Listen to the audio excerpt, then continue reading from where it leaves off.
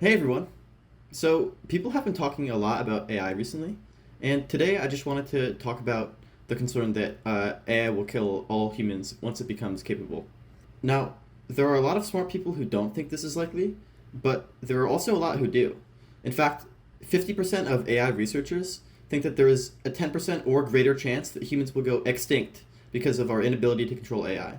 Many others think there will be massive deaths, but that we might not go perfectly extinct. And some of these people think that there's a much greater chance than just 10%. One of these people is Eliezer Yudkowsky, who wrote a very influential blog post a few years ago explaining some of the common arguments and worries about AI. Eliezer is the founder of MIRI, which is a Machine Intelligence Research Institute, so he's certainly pretty knowledgeable about the field. Furthermore, just a few weeks ago, an open letter was written that called to halt the training of all AI systems more advanced than GPT-4. The letter was signed by many influential people in the field, such as Elon Musk, Max Tegmark at MIT, Stuart Russell at Berkeley, and thousands of other on account of, quote, profound risks to society and, quote, a profound change in the history of life on Earth. Interestingly, OpenAI, the team that developed ChatGPT and the more recent GPT-4, did not sign the letter. So, when I heard about the letter, I decided to talk about the issue, discussing arguments from both sides. Here's how the video is organized. First, I'll give an overview of the issue, generally discussing some of the key ideas. Then, I will present what I think are the most important points from Eliezer's blog post, since I think he does a pretty good job steel-manning his position. Next, I'll give a very brief overview of AI safety research and some of the ideas that I'm most excited about. I then discuss the timelines for AI development, which sets the timer for AI safety research. Finally, I'll try to distill the entire discussion into the most important takeaways. Okay, let's start by talking briefly about how AI systems work overall. In general, an AI can be thought of as a very complex function that takes in some set of inputs and has some output, such as an action or some text that it will generate. The function has thousands of parameters, which determine how the AI will behave. The main question is, how do we find the best parameter values such that the AI has some behavior that we want? Now, when making an AI, there are two primary phases, the lab phase and the deployment phase. In practice, the lines between these two phases are much more blurry, but for the purpose of understanding how AI works, it's useful to make this distinction. During the lab phase, an AI is trained to optimize some loss or utility function, which is done with some gradient descent algorithm and lots of labeled data. Gradient descent is a method of finding the minimum of some highly dimensional function, such as any utility function of an AI.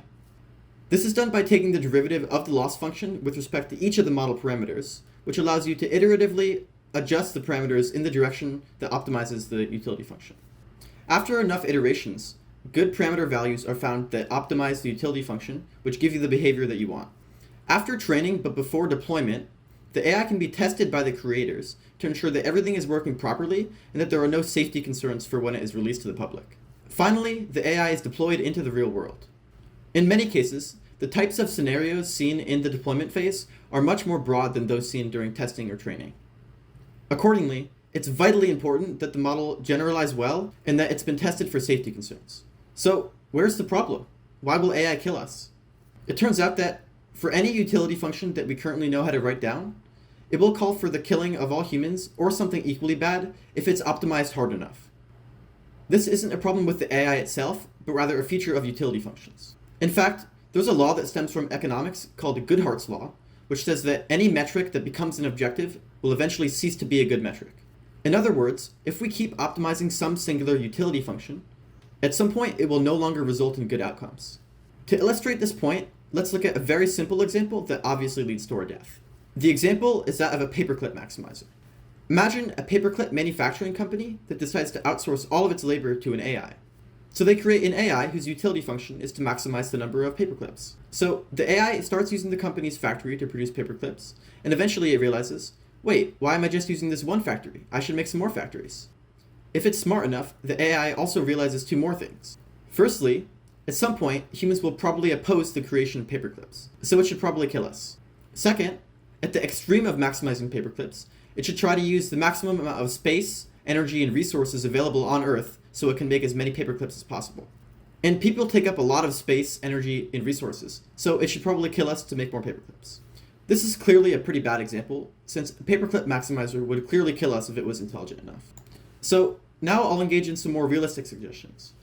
Let's start with, just code a hard rule for the AI never to hurt a human. Unfortunately, in my previous explanation of how AI works, there were never any mention of hard-coded rules. There are only utility functions in datasets. Okay, so then why don't we just tell the AI not to kill us in the utility function? There are two possible ways this could be done. Either having a positive incentive to keep humans safe, or having a negative incentive against hurting humans. Again, you have to think about this in the context of utility functions and datasets. I'll start with an AI that has a positive incentive to keep humans safe. We have to find a way to encode this in a utility function which will be maximized. So clearly we want the AI to maximize some metric of human happiness, right? Well, what metric? As a naive choice, let's ask the AI to maximize smiles. Do you want me to go through all the countless ways that this could backfire? AI force feeds us all heroin, AI mutilates all our faces, AI creates human forms so that it can do this at an increased rate. I don't really see a good way for this one to end if it's maximized fully. Okay, so smiles are obviously not a good thing to maximize. But what else could we do? Maximize dopamine? This one turns back into the paperclip maximizer real fast. The problem with having a positive incentive to keep humans safe is that it breaks down under the utility function dataset framework. Okay, so what about the negative incentive against hurting humans? For example, during training, we could give the AI a bunch of examples of humans getting hurt or dying, and give these events a corresponding negative value. This is basically like if the utility function was minimize human death and suffering. When this utility function is maximized hard enough though, the AI would do something that we don't want, such as putting all humans in medically induced comas in order to greatly reduce the probability of death and suffering. So no, I don't think it's quite as simple as just tell the AI not to kill us in the utility function. All of these thought experiments are just examples of Goodhart's law. It's impossible to find a utility function that will remain a good metric forever. Another common argument I hear is, why can't we just turn the AI off? Well, it turns out that an AI can't achieve its goal if it's turned off. And the AI knows this, so it will prevent itself from being turned off in order to maximize its utility function. It can do this in many ways, such as copying itself onto AWS servers. This whole problem is called the alignment problem, where it refers to the alignment of AI goals with human goals.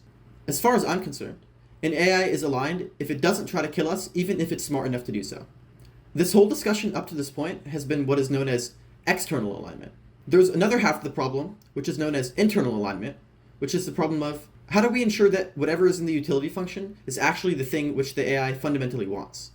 Critically, the only example we have of intelligent beings resulted in inner misalignment. Humans. Our utility function is to maximize the number of surviving offspring.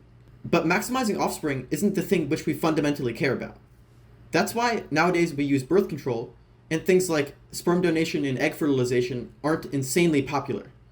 Although we are maximized for having kids, it's not the thing which we fundamentally care about. So the problem of internal alignment is, given some utility function, how do we know what the AI will fundamentally care about? One of the most influential sets of arguments supporting the claim that AI will kill us was a blog post written by Eliezer Yudkowsky. Eliezer founded MIRI, Machine Intelligence Research Institute, which studies AI alignment along with many other things. I'm going to discuss what I think are the most important points from this blog post, and I'll also go through counterarguments. I'm taking most of these counterarguments from response posts to Eliezer's blog, such as from Paul Christiano, who runs the Alignment Research Center at OpenAI, and also a small team at DeepMind that wrote a response. The first point that I want to bring up is number 2 in Eliezer's blog post.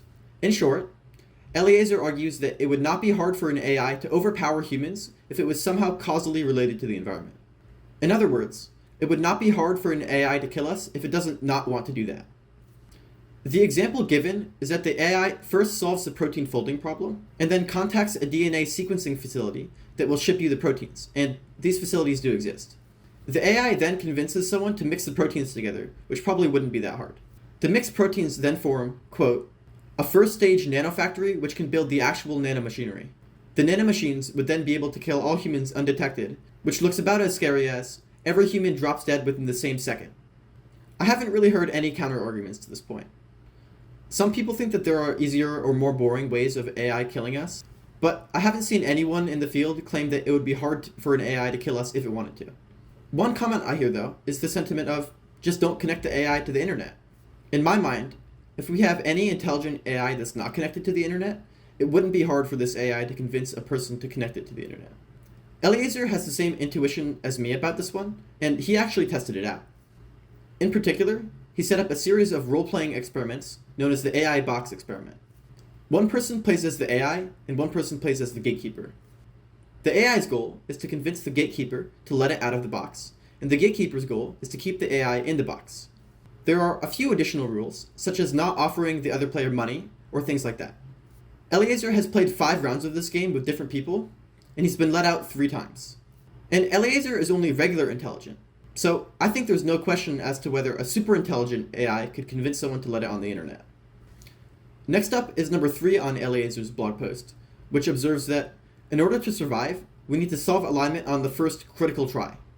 The critical try is the point where, if the AI is not aligned, it would kill us. Now, in our scientific history, there have been almost no examples where we solve a difficult problem on the first try. Eliezer notes that it's still possible to learn about alignment before the first critical try, but that we might not see all of the difficulties until we produce an AI smart enough to kill us. And at that point, if we haven't solved alignment yet, we're dead. Paul Cristiano and the team at DeepMind, however, point out that we can still learn about alignment before the first critical try. We can study the problem with less intelligent AI. Even so, alignment is a very difficult problem to solve, and AI capabilities are getting better very quickly. The question isn't whether we would solve alignment eventually, but if we'll do so before we create an AI capable of killing us. The next point is number 13 in Eliezer's post, where he points out that some problems in alignment only show up when the AI is dangerously intelligent. For example, if an AI was unaligned, it might pretend to be aligned so that humans will not stop it from achieving its goal. This type of problem only appears when the AI is dangerously intelligent. And accordingly, these problems are very difficult to study. And there are probably many problems of this type. Now, while we can certainly create these problems on less intelligent AI in order to study them, this would only be effective if we know what all of the problems are. Correct foresight on all of these problems is very unlikely, especially when the AI is more intelligent than ourselves. Furthermore, even if we have completely correct foresight on all of these problems, it's also a requirement that we find solutions in time, and that these solutions generalize to AI that are more intelligent than those we tested the solution on. So, in short, Eliezer claims that correctly predicting all of these problems and then finding solutions would be very hard. While I'm sympathetic to Eliezer's response here, I'm not sure if it's the best way to think about it. Based on my limited understanding of what's happening in alignment research, a lot of the ideas are trying to address many problems in alignment at the same time without targeting any individual problem. So, yes, there are many problems that only show up at very high intelligence, but it's possible that we could find a solution that will solve them all at the same time. It's still true that finding a solution like this is very difficult, and we likely won't be able to check that any given solution works on all potential problems. Up next is combined from numbers 16 and 17 on Eliezer's blog post, and this goes back to the concept of inner alignment. As a reminder, outer alignment is regarding the macroscopic behavior of the AI, and inner alignment is regarding the thing which the AI fundamentally cares about. Eliezer argues that, quote, outer optimization on any given loss function does not necessarily produce inner alignment in that direction. He brings up the example that I used from earlier, which I actually stole from him. Humans are internally misaligned. Our utility function is to maximize the number of surviving offspring, yet that isn't the thing which we fundamentally care about. Furthermore, Eliezer argues that we currently don't know how to get any particular set of inner properties into the AI. In other words, we don't know how to change the thing which the AI fundamentally cares about. One response I've heard was presented by a few members of the DeepMind team, and is a pretty common counter in general. The point is that, although that the AI may be internally misaligned, it seems likely that the internal properties will at least be in the general direction of the utility function.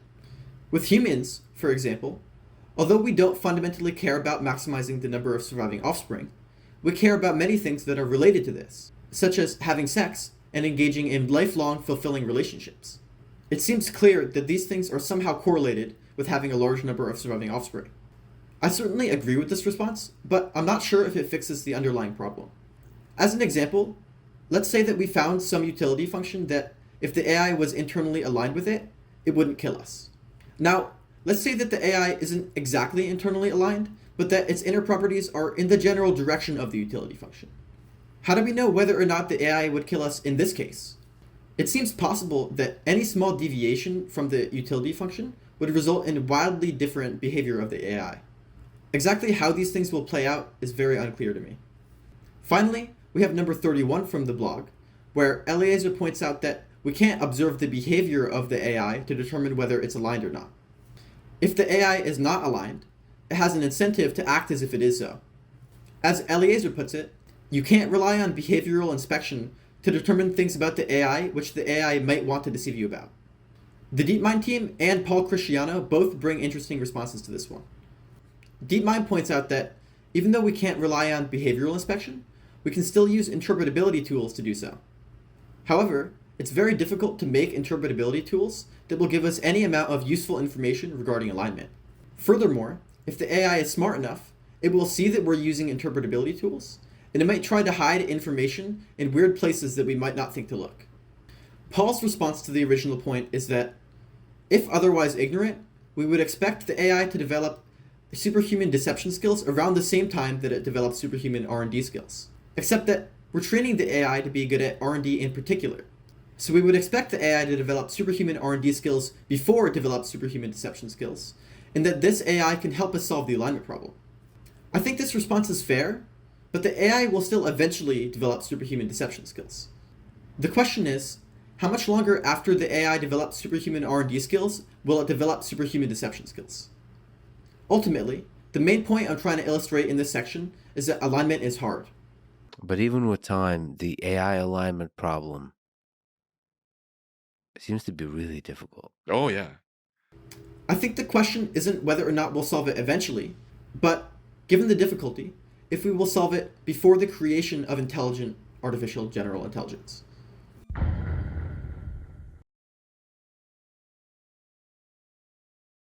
So far, the biggest question is, will we solve alignment before we create an AI that's smart enough to kill us? In order to answer this question, we first have to understand what kind of work is being done in alignment. A lot of this discussion was informed by the blog post, My Understanding of What Everyone in Technical Alignment is Doing and Why, written by Thomas Larson. The first technique that I want to discuss is known as inverse reinforcement learning, or IRL for short. Before I mention what IRL is, I will first quickly mention regular reinforcement learning, which is used by basically all of the most advanced AIs right now. Under a reinforcement learning scheme, a reward is given to the AI if it acts favorably. For example, you can ask a language model the same question twice and have a person decide which answer they like better. This reward is then connected back into the model and is used to further train the AI. IRL, on the other hand, is trying to solve the inverse problem. Given some set of actions, what was the utility function that governed those actions? In practice, we're telling the AI, look at this agent doing this thing. Figure out what the agent wants. That becomes what you want. It seems like if this kind of scheme could be implemented, it could solve many problems in alignment at once.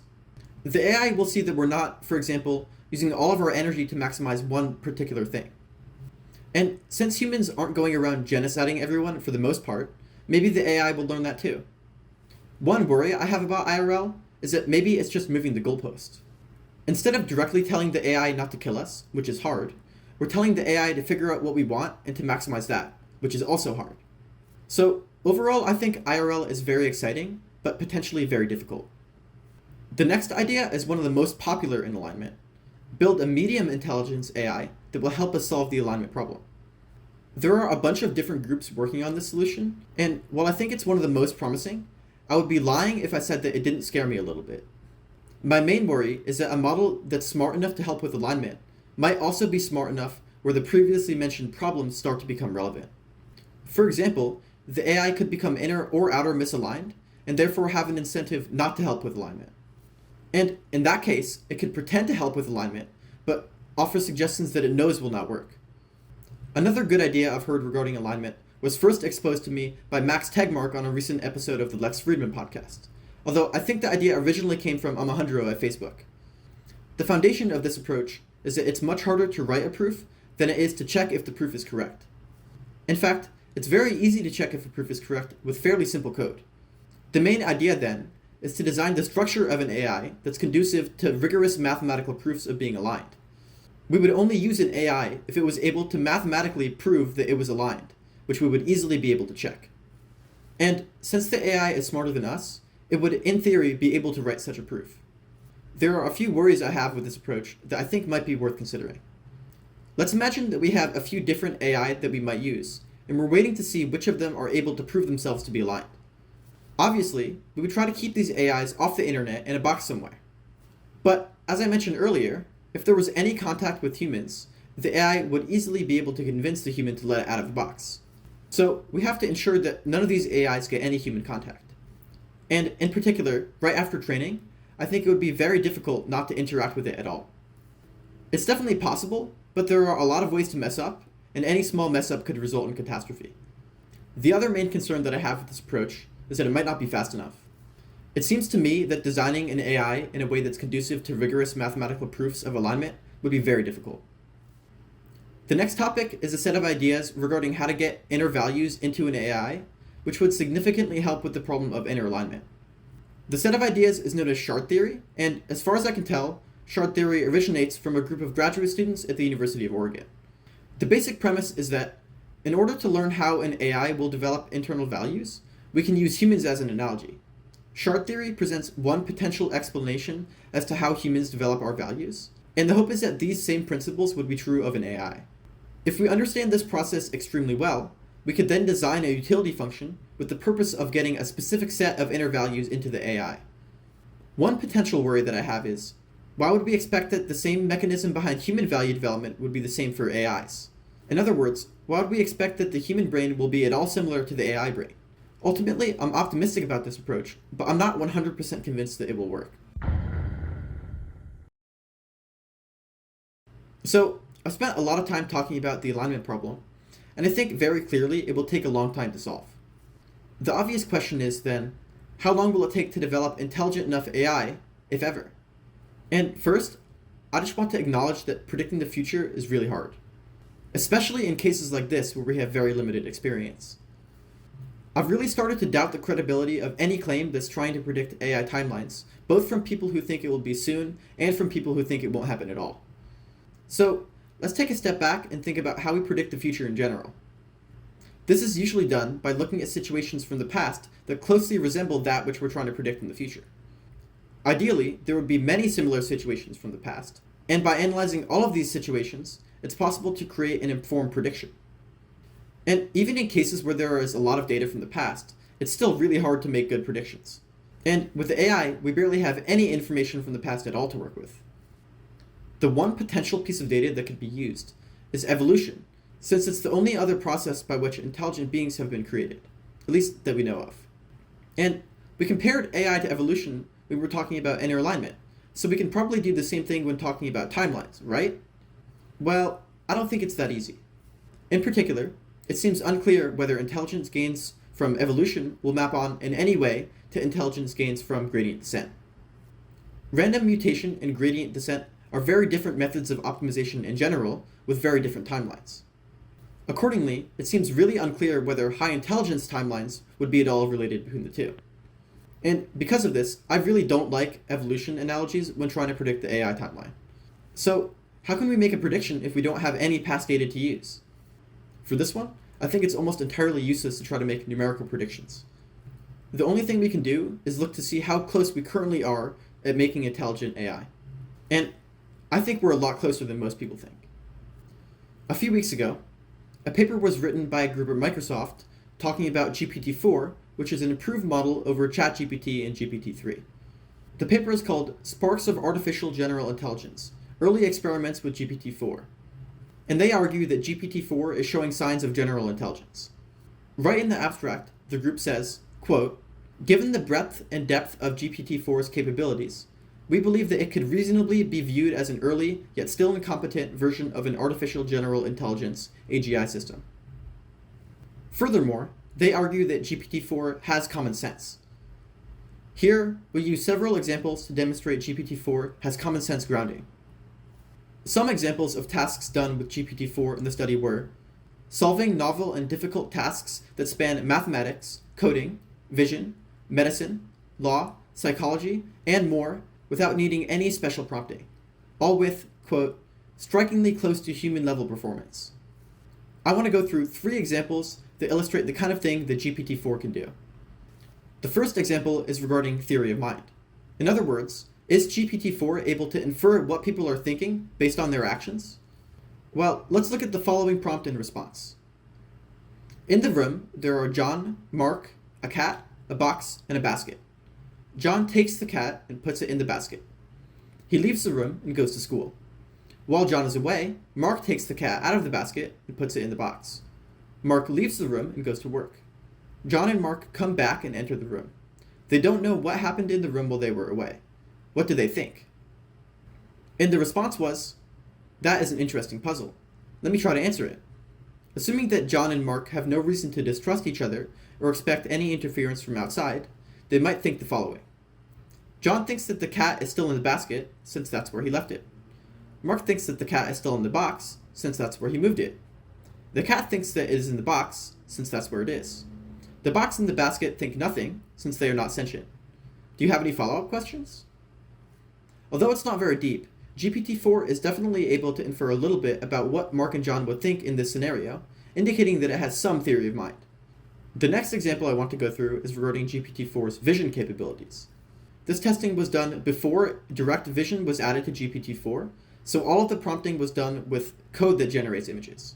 TIC-Z code was inputted that draws this picture, except with the horn removed. The following prompt was given. The above TIC-Z code is supposed to draw a unicorn, but the horn is missing. Can you add it back? And GPT added the horn to the drawing. So it was able to understand the code, locate the head, know what a horn is, and write the line of code that puts the horn in the appropriate spot. The last example I want to mention is with simple arithmetic.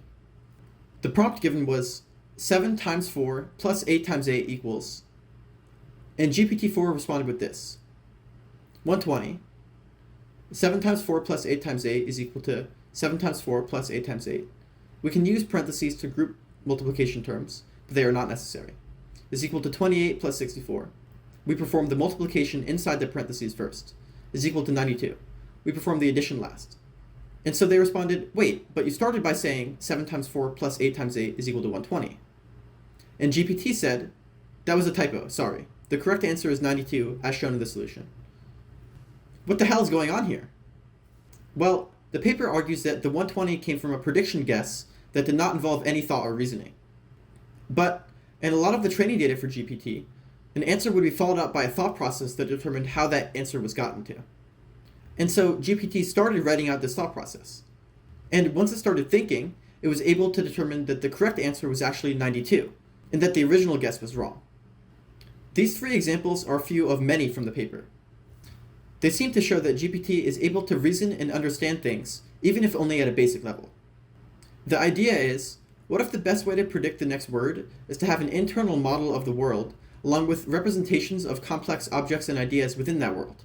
It could absolutely build an internal representation of the world and act on it as the processing progresses through the layers and through the sentence temporally. Ultimately, the group at Microsoft thinks that GPT-4 is generally intelligent, even if only at an incompetent level. So again, I don't think we should be trying to predict how long creating intelligent AI will take, since we have no past data to use. I do think, though, that our current models are getting pretty close.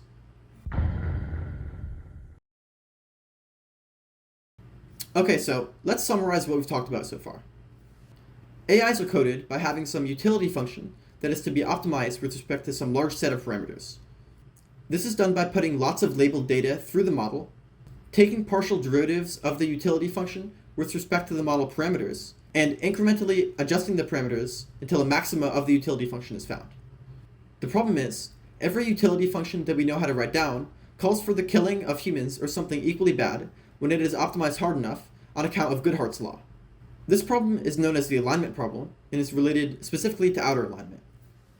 There's another problem known as inner alignment, which is, how can we get the AI to have a specific set of values given the utility function? Both of these problems are very hard, but there is a lot of technical research that's happening in the field. There are some good ideas, but progress is slow. Critically, progress in alignment is happening slower than progress in AI capabilities. This might not always be the case, but it's certainly true right now. Oh, And I forgot to mention that if we don't solve alignment on the first critical try, we all die. So, what should we do about this?